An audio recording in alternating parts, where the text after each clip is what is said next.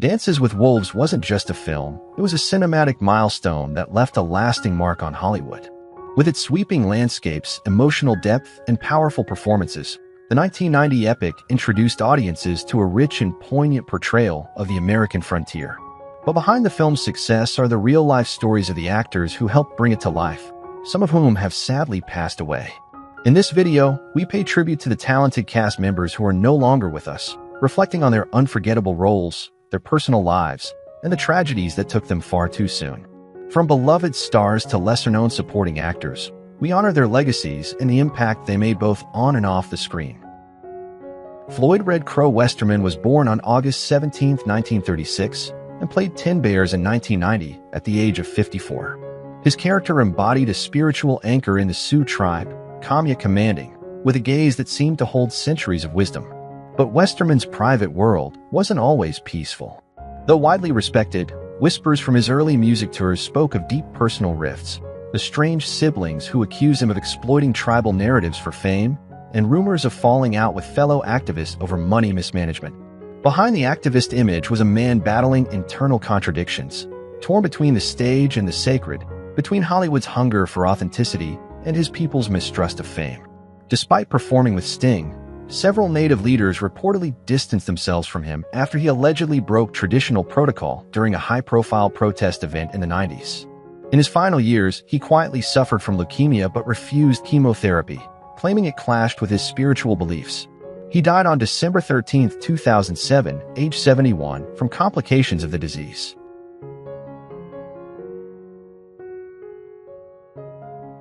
Charles Rocket was born on August 28, 1949, and portrayed Lieutenant Elgin in 1990 at age 41.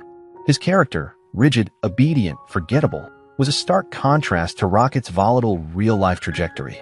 Once hailed as SNL's next big star, his career shattered in 1981 when he blurted "fuck" live on air, a scandal that not only got him fired but turned him into a pariah in mainstream television. The years that followed were plagued by artistic compromises, playing second-rate villains and guest spots, far from the spotlight he once brushed. Privately, Rocket struggled with depression masked by biting sarcasm and a growing alcohol dependency. Friends described a man obsessed with reclaiming his status, bitter toward former colleagues who flourished. Rumors lingered about infidelity, intense, emotionally cold behavior toward family. By 2005, he was living in quiet desperation. On October 7, 2005, at 56, Rocket was found dead in a field near his home, his throat slashed in what was ruled a suicide. The nature of the act stunned many, brutal, deliberate, and saturated in long-harbored despair.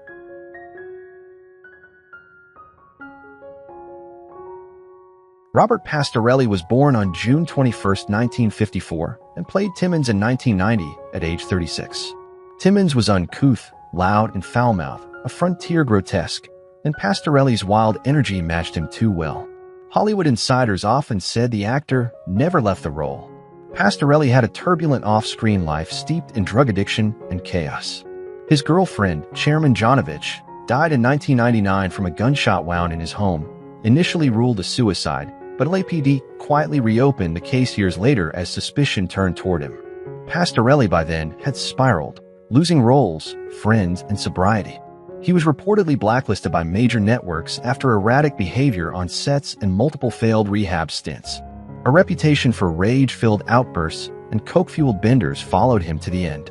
Those closest to him say he lived in fear of arrest, haunted by guilt. On March 8, 2004, at just 49, he overdosed on heroin in his Hollywood Hills home, a tragic full stop to a life imploding under weighty secrets.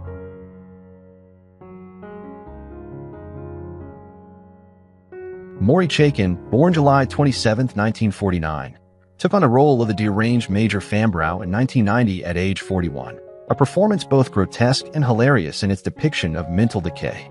Fambrow's unhinged breakdown was unsettling, and eerily close to what some said Chaken harbored beneath the surface. Though lauded in Canada, his Hollywood career never soared, partly due to his infamously abrasive behavior with directors. On-set reports detailed tantrums over line changes and icy treatment of co-stars, especially women. A rumored incident during the filming of Whale Music involved a screaming match with a female producer that ended with her quitting the project. Privately, Chaken's health declined rapidly in his late 50s due to diabetes and kidney failure, which he kept hidden behind oversized roles and grim sarcasm. His marriage, while long-standing, was said to be strained by financial instability and obsessive career choices. He died quietly on his 61st birthday, July 27, 2010, from complications related to a heart valve infection linked to kidney issues, a death that passed with little fanfare, like a man who played Mad Men 2 convincingly.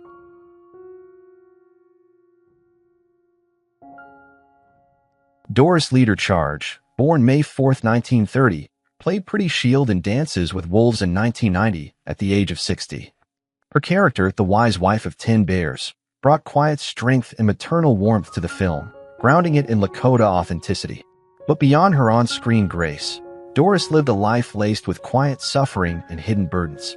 Though respected for her work preserving the Lakota language, few knew she was haunted by the devastating loss of multiple children during her lifetime, which she rarely spoke of publicly. Behind her dignified exterior was a woman shaped by generational trauma and the erasure of native voices. Her work as the film's language coach was praised, but she was reportedly underpaid and uncredited in early promotional materials, a slight that quietly embittered her. Some insiders whispered that her appearance at the Academy Awards was only permitted after public pressure, and that she was almost cut from the broadcast. Despite decades of service to Indigenous education, she died largely unrecognized by the mainstream press on February 20, 2001, at age 70, from complications following surgery.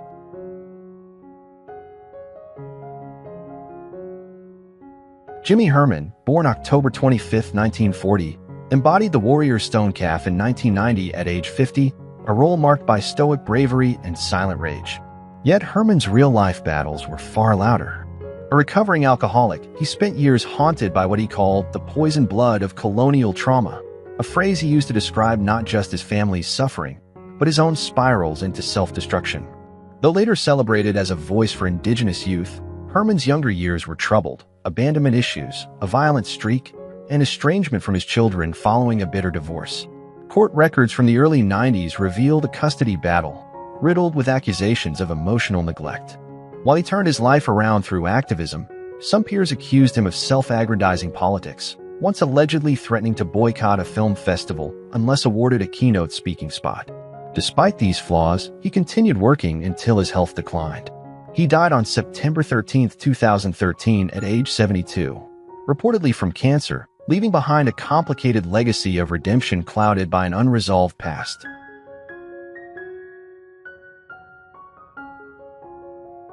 Steve Rivas, born August 14, 1962, portrayed Sioux Warrior No. 1 in Dances with Wolves in 1990 at age 28. Silent and imposing, his character was a quiet emblem of Indigenous strength. But the real-life Steve battled demons far louder than any role he played. Though often described as humble, his post-fame life unraveled in painful secrecy. Behind the industry's praise for his representation of Native characters, he endured systemic typecasting and long bouts of unemployment. According to former colleagues, he struggled with depression and substance use, details rarely publicized. At one point, he was rumored to be living out of his car between roles, too proud to ask for help. While he received awards from First Americans in the arts, he also faced health issues linked to undiagnosed diabetes and a reported alcohol dependency. Friends later admitted he was barely surviving during his final years, struggling silently in a Hollywood that failed to support Native talent beyond tokenism. On December 7, 2017, Steve died unexpectedly at just 55.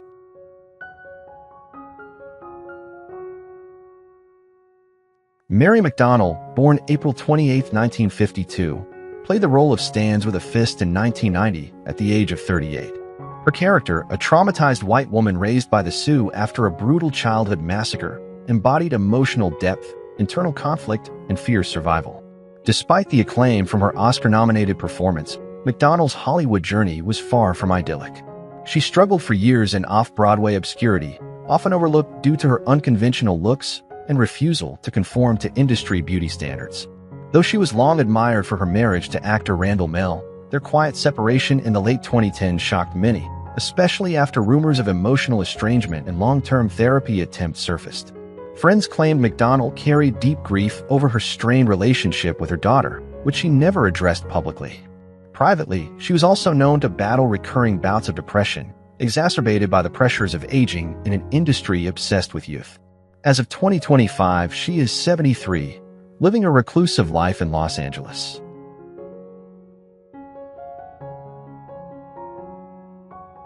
Kevin Costner, born January 18, 1955, played Lieutenant John J. Dunbar in 1990 at age 35. His role portrayed a disillusioned Union officer who finds unexpected purpose among the Lakota. Despite critical acclaim for directing Dances with Wolves, the success fueled a reputation for ego and control. Crew members described him as domineering, and he was later sued by producers over profits from the film. His career stumbled with flops like The Postman and Waterworld, the latter earning him the nickname Kevin Costner due to budget overruns.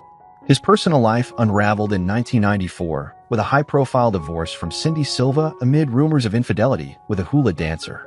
Later relationships were marred by paternity disputes and legal threats. Known for his difficult attitude on sets, especially during Yellowstone, where he allegedly clashed with co-stars and delayed production, Costner's clean image was repeatedly tested. As of 2025, Costner is 70 and facing a brutal divorce battle over a $250 million fortune and alleged affairs with much younger women.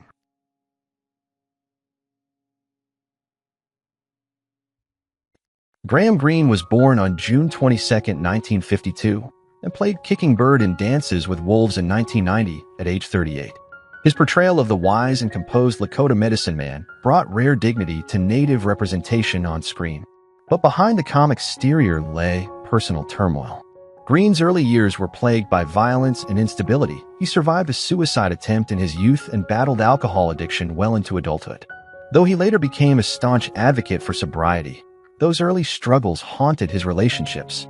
In Hollywood, Greene was notoriously private and sometimes volatile on set, clashing with directors over cultural misrepresentation.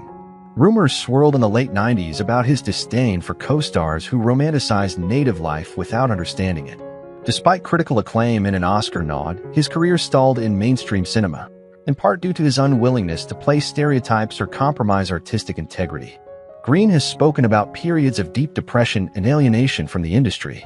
As of 2025, he is 72 years old and living a quieter life in Ontario.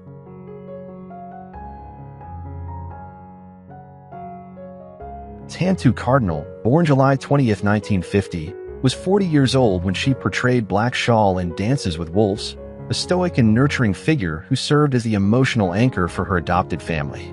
A survivor of Canada's brutal residential school system, Cardinal's early years were marked by cultural erasure and abuse. She battled alcoholism in the late 80s, a struggle she only admitted years later in hushed interviews. Professionally, Cardinal often clashed with white directors who she accused of cultural tokenism, resulting in her blacklisting from several major productions in the 90s. Her 2011 arrest during the Keystone Pipeline protest wasn't her first run-in with law enforcement. An earlier protest in the 90s turned violent, leading to brief detainment, which was kept quiet by her team. As of 2025, Cardinal is 74 and remains a fiery advocate, though insiders claim she lives in semi-isolation, estranged from some colleagues and family.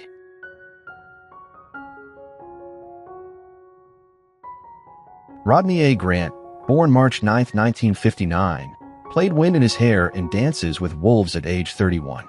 His intense performance as a proud warrior who transforms from antagonist to loyal friend was unforgettable, but behind the warrior facade was a man marked by abandonment and internal chaos. Raised without parents, passed between relatives, Grant's early life was riddled with trauma. That instability bled into adulthood. Known to disappear for weeks during peak career moments, he developed a reputation in the 90s for being difficult to pin down. Rumors of substance abuse and volatile romantic entanglement swirled, though never confirmed. His marriage collapsed under the weight of alleged infidelity and emotional detachment. He publicly feuded with agents over roles he considered demeaning, leading to a steep decline in high-profile offers. As of 2025, he is 66, living a modest life in Arizona, largely out of the spotlight, and reportedly estranged from some of his children.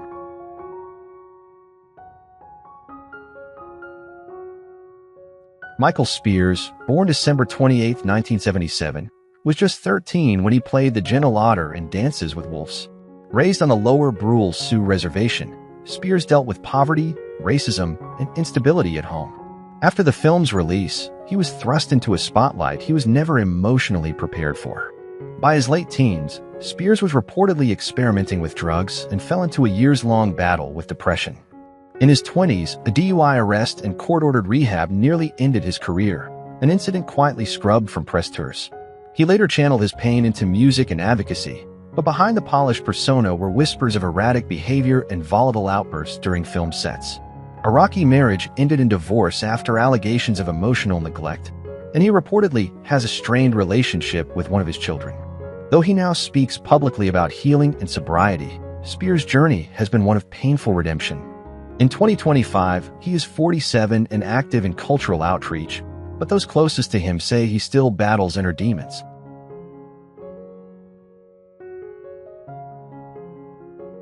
Tom Everett, born October 21, 1948, was 42 when he appeared as the grizzled Sergeant Pepper in Dances with Wolves, a role that matched his off-screen edge.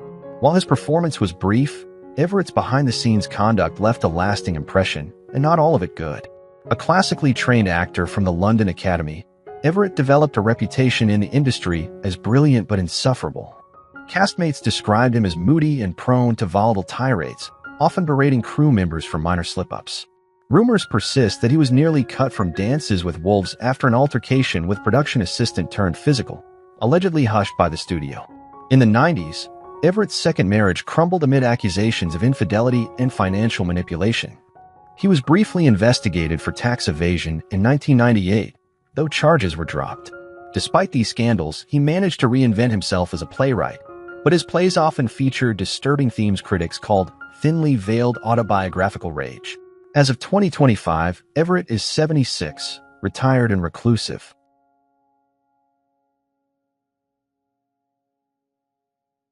Annie Cosner, born April 15, 1984, was just 6 when she played Christine in Dances with Wolves, a blink-and-you-miss role shaped more by her famous father, Kevin Costner, than acting ability.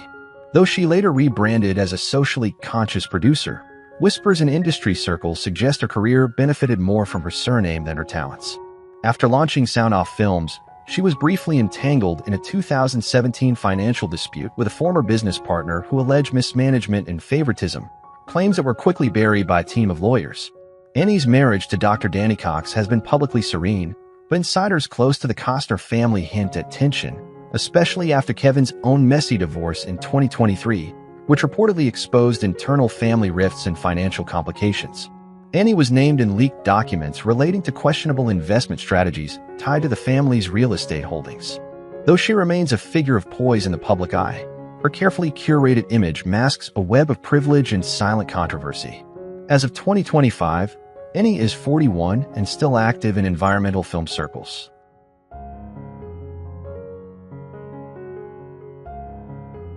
Larry Joshua, born February 12, 1952, played Sergeant Bauer in Dances with Wolves in 1990 at the age of 38. His role, though minor, captured the cold detachment of military authority, offering a harsh counterpoint to Dunbar's awakening. Yet Joshua's off-screen life hid shadows beneath the surface. Though often labeled as a steady character actor, his career never broke out, partly due to whispers of difficult behavior on set. Crew members from early 90s productions quietly spoke of his unpredictable temper and rumored clashes with directors over minor script changes. His marriage to actress Sharon Gabbett was marred by infidelity accusations, with tabloid gossip in 1994 alleging an affair with a young co-star during an off-Broadway run. That marriage eventually dissolved in a quietly filed divorce, and one of his 3 children later distanced themselves from him, citing emotional neglect in a 2011 blog post that briefly went viral before being deleted.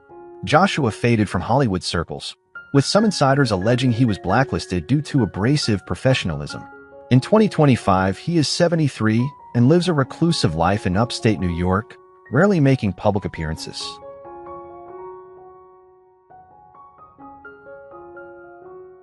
Kirk Baltz, born September 14, 1959, was 31 when he appeared as Edwards, a naive and obedient soldier, in Dances with Wolves. The role foreshadowed his penchant for portraying emotionally vulnerable men, most famously the tortured cop in Reservoir Dogs. But behind the method intensity was a man haunted by rejection. Baltz's early 2000s saw a steep career downturn after a volatile outburst during an indie film shoot reportedly led to his being replaced mid-production. Colleagues described him as brilliant but unstable, and rumors swirled about his struggles with substance abuse, though he has never confirmed or denied them. In 2006, Baltz's name appeared in a civil lawsuit involving a former student from his acting school who accused him of emotional manipulation and inappropriate conduct, though no charges were filed and the case was settled quietly. Despite attempts to rebuild his reputation through teaching, some circles in LA acting communities view him as a cautionary tale. Now 65, he lives in Los Angeles, continuing to coach but rarely seen on major screens.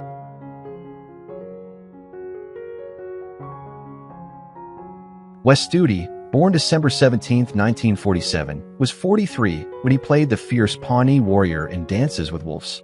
The role mirrored his reputation for playing stoic, dangerous men, an image not far removed from some accounts of his real temperament. While hailed for elevating Native representation, Studi's past is marked by volatility. He served in Vietnam and later admitted to bouts of heavy drinking and anger issues post-war. On multiple film sets in the 90s, he was reportedly difficult, once storming off a shoot after a dispute over costuming. Studi's first marriage ended amid allegations of controlling behavior, and his eldest son reportedly cut ties for over a decade. In 1993, he was arrested for public intoxication after a bar fight in Santa Fe, though charges were dropped. While he's since rebranded as a respected elder in Native film, the intensity that defines his roles also defines his life, fueled by a past of personal demons, painful activism, and a relentless drive for authenticity. In 2025, Wes Studi is 77, semi-retired, and continues to speak at cultural events, but rarely discusses his darker years.